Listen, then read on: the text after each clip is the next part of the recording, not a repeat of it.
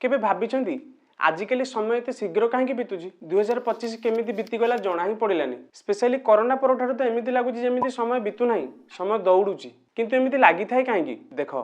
आम ब्रेन समय को दुई प्रकार अनुभव करता जहाँ भितर प्रथम है इमोशन माने जितेबाला आम टेंशन रोचे डिप्रेशन रोचे जितेबाला आमको बोर फिल होची सेतेबेले समय आमको स्लो फिल होता है। उदाहरण पर मन पकातु पीरियड लास्ट 5 मिनट सार जितेबाला आमको क्वेश्चन पचारुले डर और टेंशन जो से 5 मिनट आमको घंटाए भली फिल होता किंतु बारंबार जितेबाला आम मोबाइल देखुचे रील स्क्रोल करुचे सेतेबेले 2-3 घंटा केमिति बीती जाए जना ही पड़े ना कहीं सेतेबेले आम ब्रेन एक्साइटेड रही है। आ द्वितीयटा है बयस मन पकातु पिलादिन छोट बेले गोटे घंटा गोटे दिन परी गोटे दिन गोटे सप्ताह परी गोटे सप्ताह गोटे मास परी फिल होता लिटराली आमको सब जिनस अपेक्षा करने पड़ूला केतेबेले दीपावली आसो केतेबेले दशहरा आसो केतेबेले खरा छुट्टी आसिले आम मामू घर को बुलावा जावा किंतु एबे केतेबेले पर्वपर्वाणी आसी आ चली जाए जना ही पड़े ना। छोट बेले दुनिया आम नुआ थिला सब जिनस आम नुआ नुआ एक्सपीरियंस करुले किसी भी जिनस को जाना शिखापी आम पाखे बुझा शक्ति कम थिला गोटे समय आम गोटे ही जिनिस फोकस करुले जमी रांधिबा समय माँ को पाखे बसी भात हांडी को देखा